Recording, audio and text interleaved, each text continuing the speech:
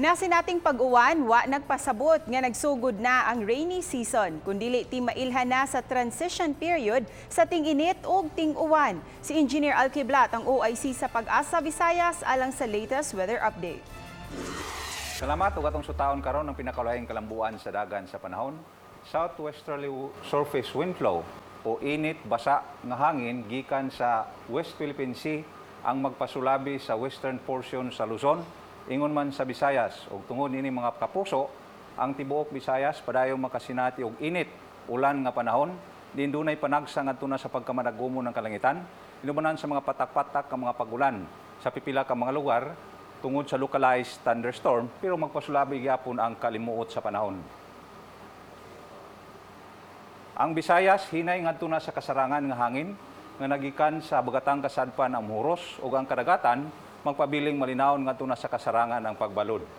Dinhi sa Metro Cebu, ang dagat mohunas alas 4:38 sa kadlawon nga may gimove on nga 0.32 meters. Samtang mutaob ugma sa may alas 10:30 sa buntag nga may gitason nga 1.61 meters ang gitason.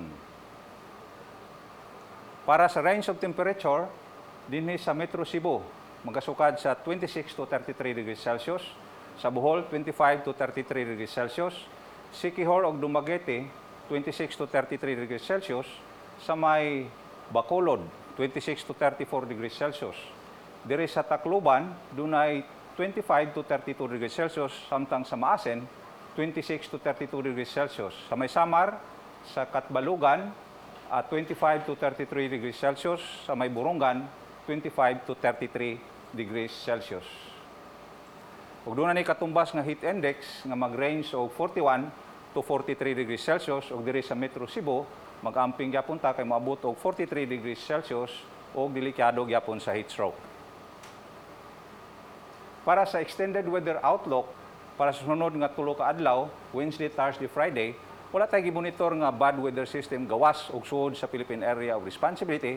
Busa ang tibuok Visayas, lakip na ang Metro Cebu, padayong makasinati og kasarangan nga panahon, diin magpasulabi ang kainit sa adlaw, pero dunay mga patak-patak nga mga pagulan, labi na sa hapon o gabi tungod sa localized thunderstorm.